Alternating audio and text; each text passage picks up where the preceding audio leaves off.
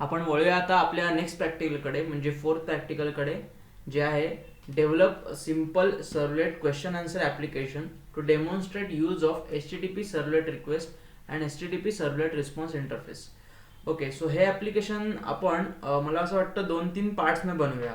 पहिल्या पार्ट्समध्ये आपण फक्त नेटबिन्समध्ये सर्वलेट कसं इन्स्टॉल करायचं किंवा वेब ॲप्लिकेशन कसं ओपन करायचं आणि ग्लास फिश सर्व्हर वगैरे ते थोडंसं पाहूया, आणि नंतर पुढच्या व्हिडिओमध्ये आपण ॲक्च्युअल प्रोग्राम लिहूया. ठीक आहे. सो आता आपण हे नेटबिन्समध्येच करायला लागेल आपल्याला, कारण याच्यासाठी आपल्याला हे वेब ॲप्लिकेशन असल्यामुळे आपल्याला ग्लास फिश सर्व्हर यूज करावा लागेल. So new project Java web आणि वेब ॲप्लिकेशन सिलेक्ट करा. त्यानंतर नेक्स्ट करा. आपण नाव काही देऊ शकतो, वेब ॲप्लिकेशन 6 किंवा सॅम्पल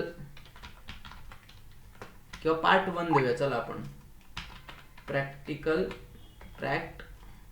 4 पार्ट 1. ठीक आहे. नेक्स्ट. आणि आता तो इथे आपल्याला सर्व्हर चूज करायला लागेल. तर मी माझ्याकडे एकच सर्व्हर इन्स्टॉल केलेला आहे, ग्लास फिश सर्व्हर. आणि जर हा सर्व्हर इन्स्टॉल्ड नसेल सिस्टीममध्ये तर काय हरकत नाही, सिलेक्ट करून नेक्स्ट केल्यानंतर तो तुम्हाला विचारलं की इन्स्टॉल करायचं का, आणि ॲक्सेप्ट केल्यानंतर तो इन्स्टॉल करून टाकेल. सो नेक्स्ट आणि फिनिश. सो आता आपला प्रोजेक्ट क्रिएट झाला आहे. ही आहे index.html फाईल. म्हणजे प्रोजेक्ट रन केल्या केल्या ब्राउझरमध्ये जी पहिलं जे पेज ओपन आहे ती म्हणजे ही इंडेक्स फाईल. सो आपण याला काहीतरी चांगलं टायटल देऊया इथे की सर्वलेट प्रॅक्ट, आणि हा डिव सगळं खोडून टाकूया आपण. त्याच्या की आपण इथे सिम्पल एक H1 टॅगमध्ये किंवा सरळ आपण सेंटर टॅग यूज करूया. सेंटर, त्याच्यामध्ये देऊया दिस इज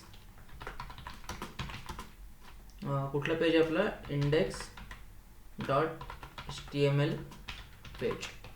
ठीक आहे. आता आपण पहिले रन करून बघूया ही फाईल आपण रन करायची गरज नाही. आपण फक्त डायरेक्ट या प्रोजेक्टवरती राईट क्लिक दिलं आणि रन केला की तो ब्राउझरमध्ये रन करेल. मला वाटतं माझा पासवर्ड विचारेल. ओके, नाही झालं, डायरेक्ट रन झालं. So this is index.html page हे प्रिंट झालंय. त्याच्यामुळे आता आपला ग्लास फिश सर्व्हर तर वर्क होतोय व्यवस्थित. इथे लोकल होस्ट 8080 पोर्टला प्रॅक्टिकल 4 पार्ट 1 नावाचा जो आपला डिरेक्टरी आहे त्या डिरेक्टरीमधलं index.html पेज इथे रन झालंय. सो आता मी मिनिमाइज करतो विंडो. आता आपल्याला आपली सर्वलेटची जी फाईल आहे जावा फाईल ती आता आपल्याला बनवायची. ती कुठे बनवणार आपण, तर या माझ्या कर्सरकडे बघा. इथे या आपल्या प्रोजेक्टच्या आतमध्ये सोर्स पॅकेजेस नावाचा एक फोल्डर आहे.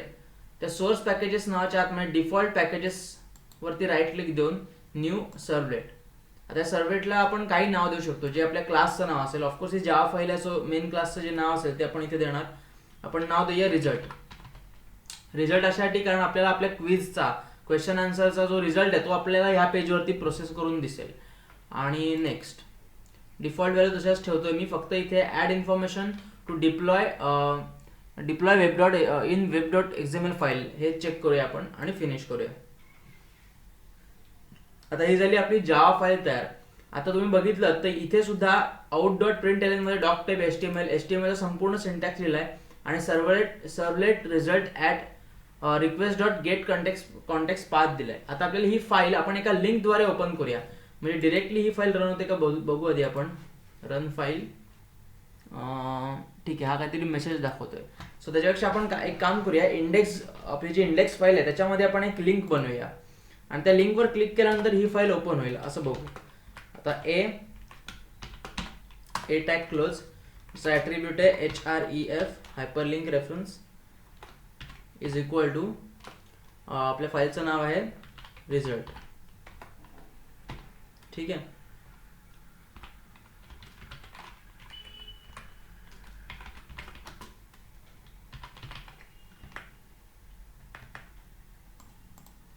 सो result.java आपण नुसतं रिझल्ट देऊ कारण आपल्या सर्वलेटचं नाव आपण रिझल्ट असं ठेवलंय.